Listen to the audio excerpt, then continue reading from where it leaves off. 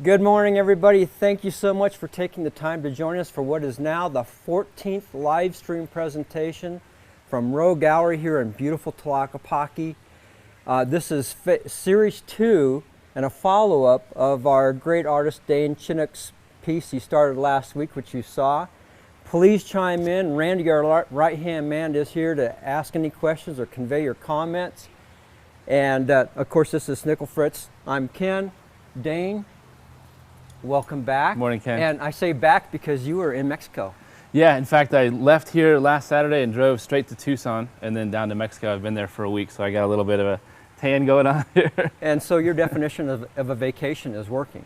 Oh, yeah. And so this is a street scene from where? Yeah, that's from, so we went down to Bahia de Quino, and it was an awesome vacation, just hanging out on the beach. And yeah, this is, I mean, we were staying in a house just right down through here, and beaches on the other side there, and sunset, and some fish tacos. I mean, it's just amazing. It's a really good time. Yeah, and I like to, whenever I go, I like to, make sure I get a couple of scenes painted in, just to, memorable. Yes, that's your definition of fun, right? Is painting and doing this kind of thing in the field. So this is really wet. Yeah, and actually, I didn't get, the crowd had kind of formed around me, and not that I'm famous or anything, but they were interested in seeing what's going on, and I didn't quite get it in, so I had to finish this one up in the studio. Well, you're famous in our book, so. Yeah, right. And you should be. So I love the colors here, and this, I can't believe this orangey with the green complement. Yeah, I couldn't believe it either when I saw it. Stunning. Yeah. That's the actual sunset you saw. Yeah, it's beautiful. It's beautiful. Beautiful place. Well, speaking of beauty, let's get to what you have last week. If you don't mind in the meantime, I'm going to have you move this, so you don't since it's drop wet, it, yeah. over there, and I don't want to stand in front of it, obviously. Yeah. So.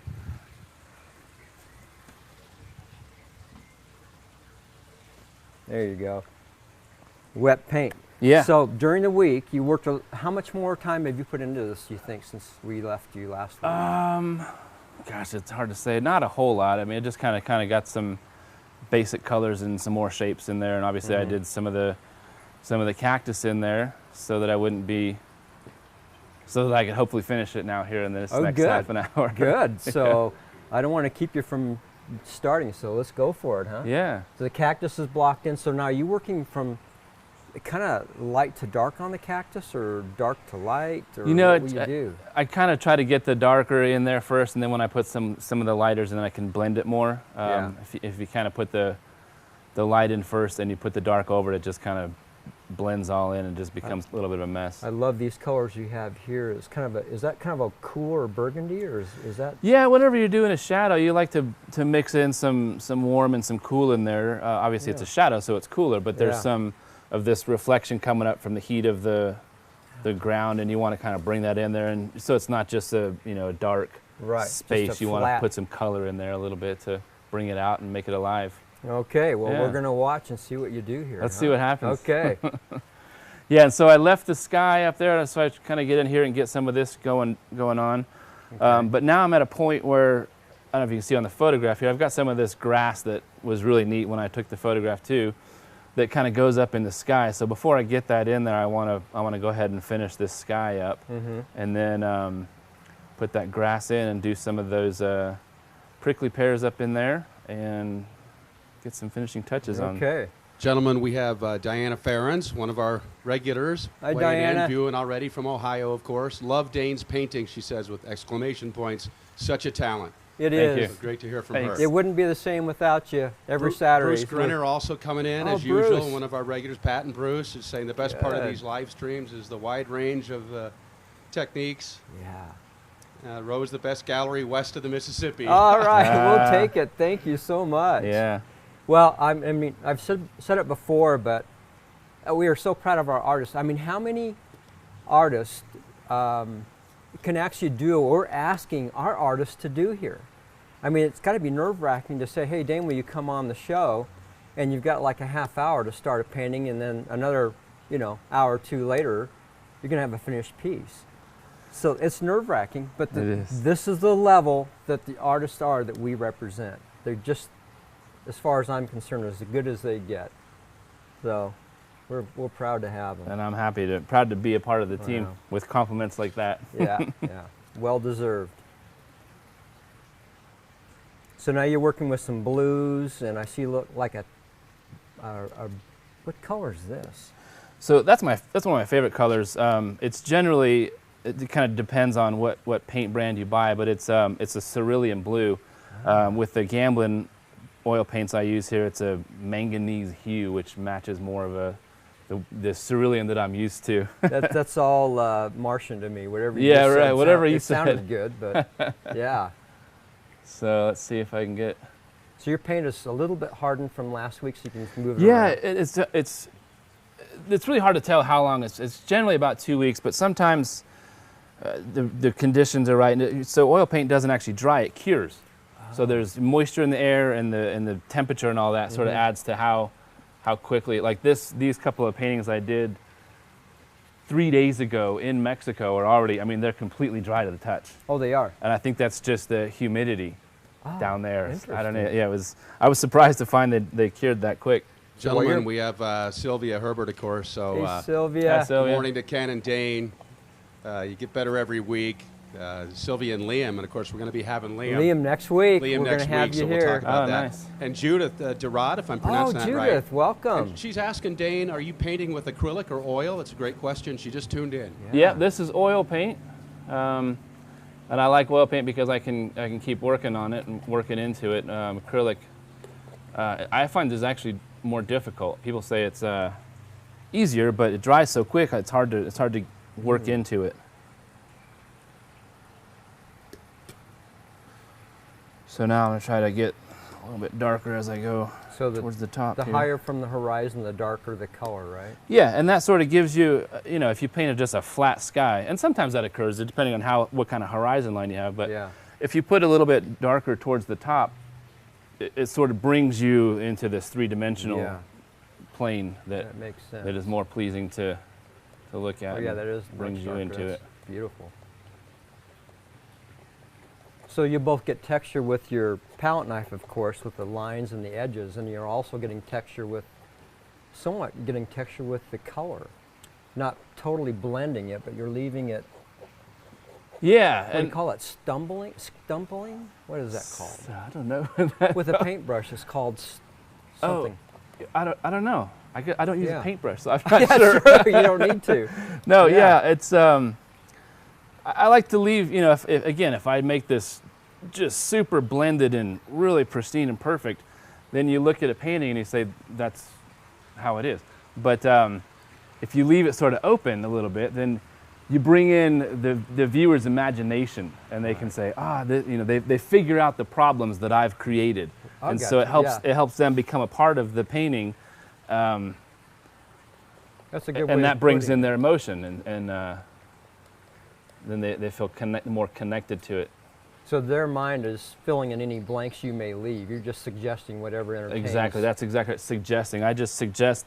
I mean, if a biologist comes here and says that certainly isn't a cactus. Yeah. But when you look at it, you say, oh, I know exactly what that is. Yeah. I've suggested that it's a cactus, and with some colors and shapes. And Hey, Dane, Sylvia's asking if you're painting on Masonite. no, this is again, this is a canvas panel, and I've toned it in the back there. It might look like Masonite because of the color of the toning that I used.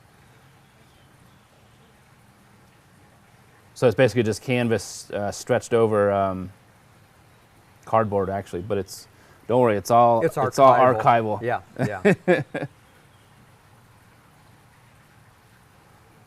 So I'm tempted. I cannot resist. I got to pick up one of these paintings. Yeah, the only thing that's wet on these is the signature. I mean, they're completely dry. So hand me that ocean scene. Yeah. Okay, so this is one you just did in the same area. Isn't that beautiful? Yeah. Yeah, and I was right down, and by the time I finished, the waves were coming up on my feet. Oh, I just love it. I love it so much. I love the textures you're getting in here. Yeah. You know, that kind of reminds me Maynard Dixon. Ooh. Well, yeah, it does. Maynard Dixon, wow. Yeah, I mean, it really does with his textures and how he stylized shapes and forms to really entertain your eye, and that's what I see here. Yeah. It's really beautiful. Thank you. I don't know if I can compare to it. Maynard Dixon, of course, is the most famous Southwest artist of all times. Well, he's influenced a lot of artists, and believe it or not, he's actually influenced me with the shapes and forms. Oh, that yeah. He really, I've learned more from painters, I think, than anybody else. Wow, yeah. Because you have, what do they call, the economy of strokes. You don't have the luxury of 5,000 strokes in that sky. If you did, you would muddy it up and erase all the spontaneity. And the spontaneity is what I love in any art. Yeah, and that's why I like plein air, is because, like I said last week, you know, you've got an hour and a half to catch all the shadows and the colors and everything, and spontaneity is key. Yeah. So in that way, you're working from what we talked about last week, that instinctive level that we all hope to work from. Right. You're not second guessing what you're doing. You're just working. Gentlemen, we have a question from our buddy Shirley. She's asking Dane if that smaller one, that beautiful one that's by Ken, is for sale. It is. They're all for sale. Yeah. Good. Rarely do I do a painting that I say again. Call the gallery. Yeah, call the gallery. Very simple to get a hold of these. Sometimes I do a painting that I don't like to sell because it's personal. I like it. But yeah, if you want to buy it, you this can. on the website, and the price. Once you determine that, that'd be great. All right, so I think we'll leave that like that. That's beautiful. So even some of the undertones of the wash you put on the canvas is showing through a little bit. Yeah, and that's kind of when you've got this underwash coming through there, it kind of will add a little harmony through the whole painting, then bring all those colors together. So I'm going to save a little bit of that, because when I put that those prickly pears in there, I'll have to there'll be a gap between touch them. in a little bit there. Sense. Yeah. So what is a prickly pear fruit called? You just told me. So it's actually, we looked it up, and it's actually called the tuna of the prickly pear cactus. Interesting. Well, whatever. Yeah. Well, I guess. I don't know. It doesn't taste like tuna, but it does taste good. I've eaten it before. Yeah, it tastes like chicken. They're actually really good. Really good. They are. All right, so let's see. So here you're going to be painting the fruit itself with this color you're mixing, I can tell right now. Yeah. So this will be a real accent. Yeah, hopefully this will kind of shine a little bit here. I've had too much coffee this morning. Yeah, that's all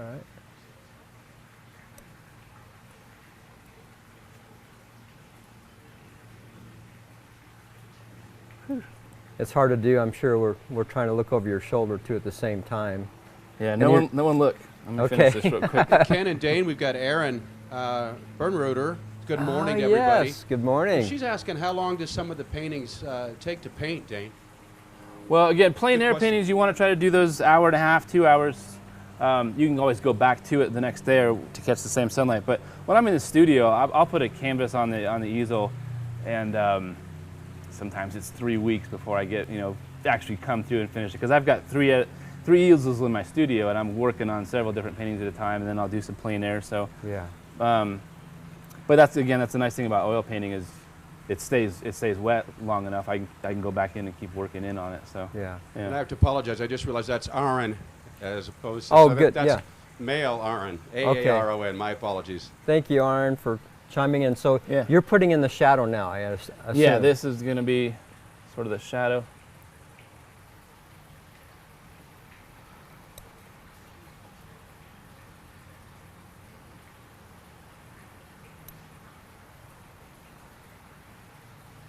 So the reason you have more than one painting going at the same time is probably to regain your perspective. If you come to a stopping point or a point in a piece where you don't know where you're going to go next with it. Yeah, that's you get away from it. Yeah, that also, and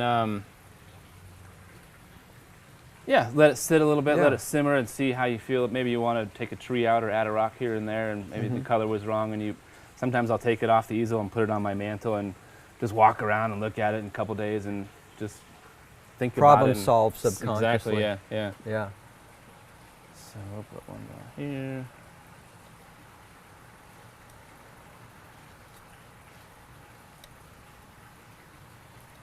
It's almost the same color that you have in the shadow of the rock, isn't it? Yeah. A little bit richer. Yeah, a little more red in there. Well, I love the complements of that reddish color and the green together. I do too. In nature, that's a real, I love those. Yeah, the prickly pear is neat like that. Yeah. I think there was one down here I liked. Gentlemen, we have Aaron and the whole family actually. Oh, good. Aaron and Amber. Sorry.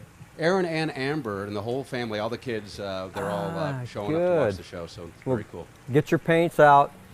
Yeah, thanks for watching. Now let's see if this. Okay, so here's some highlights. Let me just stick my finger there. Oh, yeah.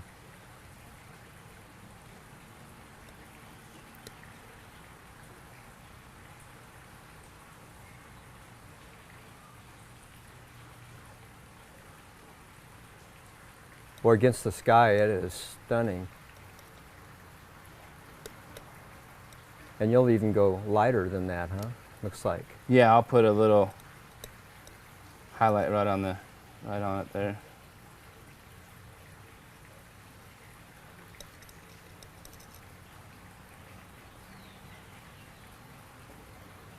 And all that with a knife. The blade of a knife. Yep.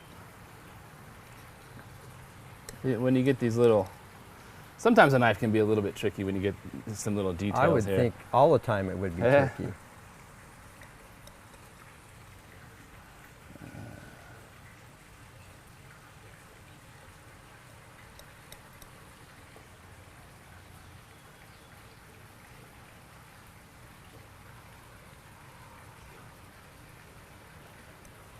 So my mother, I don't know if you knew, she was a amateur painter, and I grew up painting in her studio with her. Yeah. And she had a great saying. It wasn't hers, but she said, if you wanted to paint an apple, buy two and eat one, because you need to know what it tastes like to paint it. Have you ever eaten a prickly pear fruit? I have, actually. They're delicious. Oh, they are, aren't they? Yeah. Just remove the spines. Right. Yeah. I knew a guy who one of his disciplines for the day was he would cook his eggs and his toast and his bacon, put it on the table, and the discipline was he wouldn't eat it until he painted it. So every morning he's got a painting of his breakfast before he eats it. No. So he could paint bacon and eggs really well. Huh? Yeah, maybe that's a little extreme, but yeah, it might be. I bet he was a good painter. I would think so. Just out of being hungry.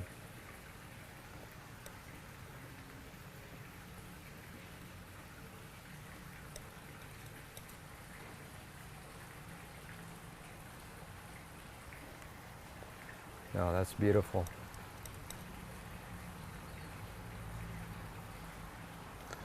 Yeah, now put a little sunlight on those. Now they talk about three tonal values. Some painters I've talked to, from dark to light, three values in that spectrum. Is that kind of what you think of too? Because you're doing the dark, now you're doing the mid-tone, what they would call, and now you're going to do the highlights, which is the third. Yeah, exactly. Okay. Hey, Dane, Aaron and Amber asking, do you ever use a fork or a spoon? That's good. As amazing as it is with a knife. It's a very funny question. It could happen. If he does, I promise it'll be on one of our live streams. I'll try that, yeah. And the BJ Johns guys coming in. Good. Painting's coming to life. Oh, it's yeah, possible it is. to move the camera so we can see him making the strokes. Yeah, right. Yeah. There we go. Here. Diana Farrens, we got a lot of people watching right now, guys. Just loves this painting so much. Her favorite part is that huge rock on the left. Yeah. Magnificent with the shading of the colors. Yeah. Good. A lot of viewers today. And it will be on our website, and it will be available, correct? Yep. Or are you going to keep this one for your own? No. Okay. This is for you, Ken. Oh, all right. It's for the gallery. Yeah. All right. We'll take it. Love it. I get a little more like that here. Boy, you're really building up the layers now, I can see. That's going to cast great shadows when we light it. Yeah. Wow, that is beautiful. Man, oh man. So what do you see now that you want to change? So What do you like wanna I said, do? I'm going to go in here with a little bit of this and kind of fill those blank spots in. Yeah. Go around the fruit now, Yeah. right? So it must be hard to match that color every time you're doing that. Yeah, so sometimes I'll start out here and see what sure. how it looks. Yeah. Our good friend and talent in her own right, Jen Farnsworth. Just so beautiful, Dane, commenting, and Yes. she's just loving it. Thanks, Jen. Yes, thank you, Jen. Speaking of talent. Yeah, right. Boy, as an artist, we're starving artists, and some of the art I see, I would love to buy. So as artists, I think I've talked to Jen about trading because I just love the coyotes Yeah. she does and the Yeah. vivid, bright colors she puts in there is amazing.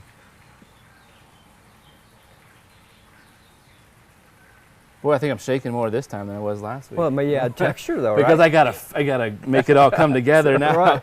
Before, I think I just put some sky and No some pressure, right? We've been bragging about you so much, and now you're pulling it off. This is like magic. Yeah.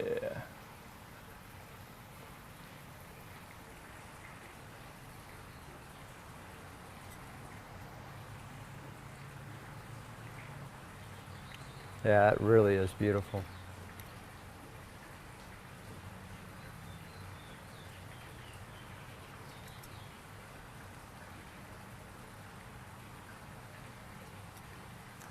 Boy, that first Fippen show that I entered, I don't know if anyone saw me painting there. Yeah.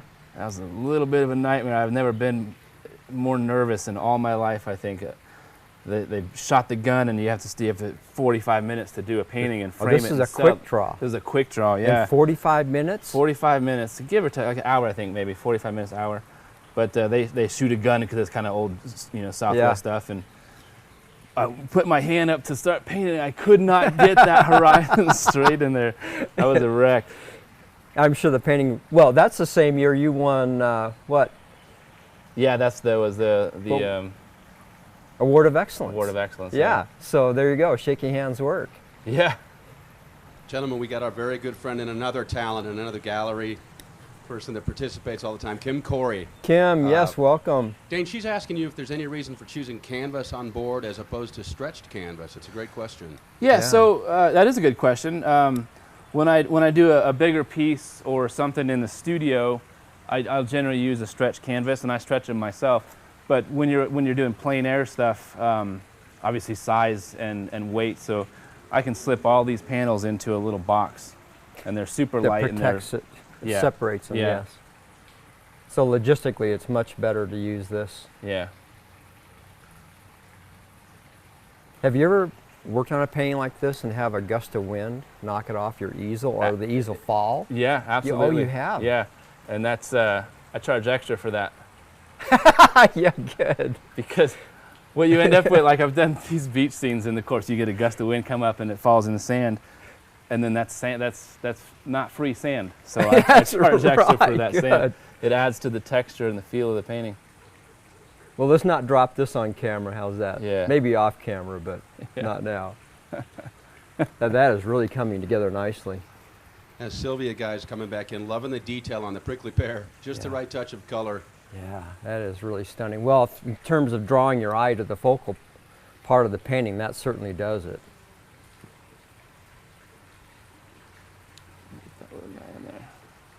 Little spark of light coming through right there. Oh, look at that. Yeah, but you can erase it, I assume. There you go. Gone. There. Stretched too hard on that one. Let's see Yeah. now. Get some of this grass up in here, and how much time we have, Ken?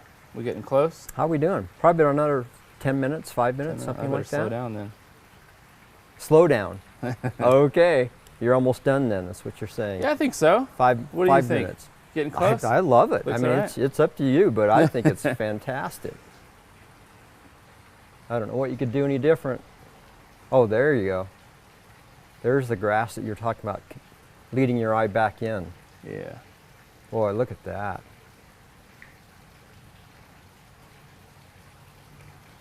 Can we see that on camera? There, what that's doing. Some great dialogue coming in from a couple of our viewers I wanted to share with you guys. Diana Farron's just saying hi to Kim Corey and that she purchased her Rapid Transit last week. Yes, So yes, she did. Thank you great so network of much. folks here, and it's great to hear that. We are so blessed by all of you. This live stream has been a tremendous success. Thanks to all of you for watching and And Aaron, the Boonrooters coming back in. Great depth and color, Dane. How do you know when your painting is done? Yeah. How do you know? Someone tells me it's done. Someone says enough. Yeah.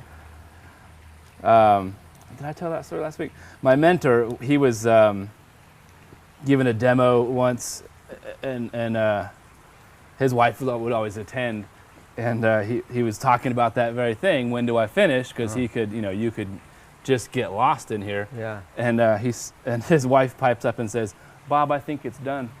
And he puts it down, and that's it. It's done. He walked away. Yeah. Wow. So when your wife says it's done, then it's done, I guess. Well, we That's need that. We the need that rule of input. thumb. So you're boldly going right through. Wow. That takes some courage there. Sometimes it can be disastrous, Ken. I can see why. Not in your case, though.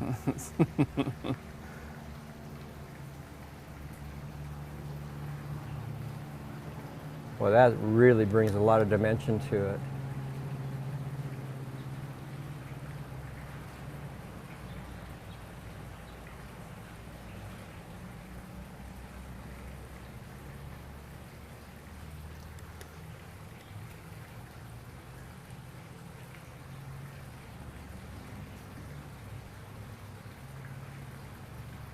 Or talk about leading your eye to where you want it to be.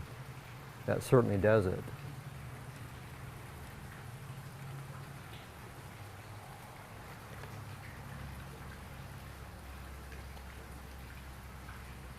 Now I see you dipping into some orange. You're warming this up. Yeah. Oh, and some of your prickly pear color. Yeah, I'm going to bring some of this a little bit. I think it maybe is a little bit too bland right in here. Okay. Put something else If in you there. say so. If I can find the right color.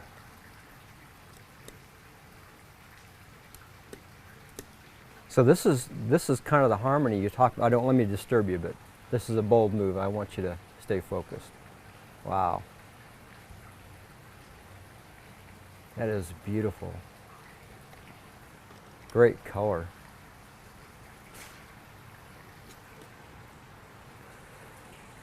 Well, I think you're close, aren't you? I think so.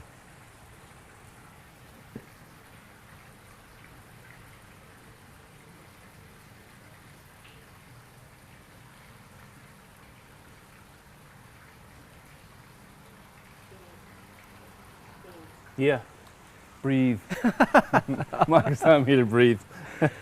I do. I get a little It's good. into it, and I forget nature. Well, I don't want to deprive anybody of seeing this thing finished, but you're really close, right? You're within Yeah, a few I strokes. think we're just about Yeah. it's about done here. So next week, Liam Herbert. Now here, let me grab some work of Liam's very quickly. You keep working. Yep. Okay.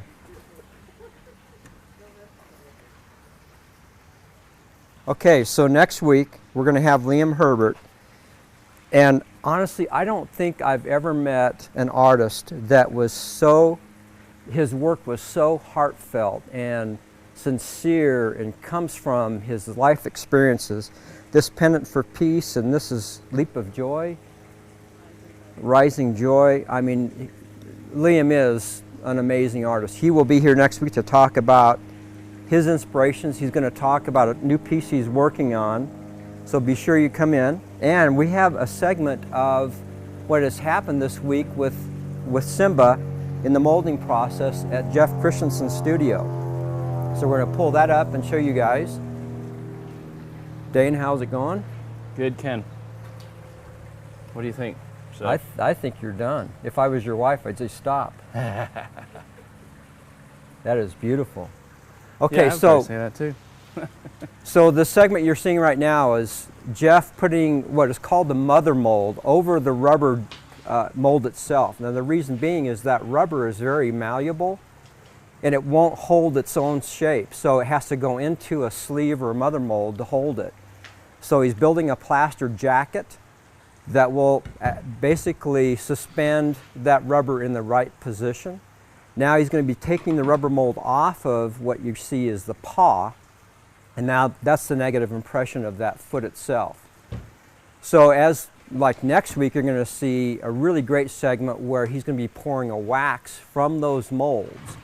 And we'll explain more about what's going to happen with that wax. So in the meantime, you know, we appreciate you guys showing up, and we love you. Dane, you. you're amazing. Thanks, Ken. What a great masterpiece. Live on the air. Yeah. Done. Done. I will say it's done. Thank you very much, everybody. Thanks, Have a everyone. great week. Great job, guys. Thank you. That was good, Dane. Was that all right? That was great.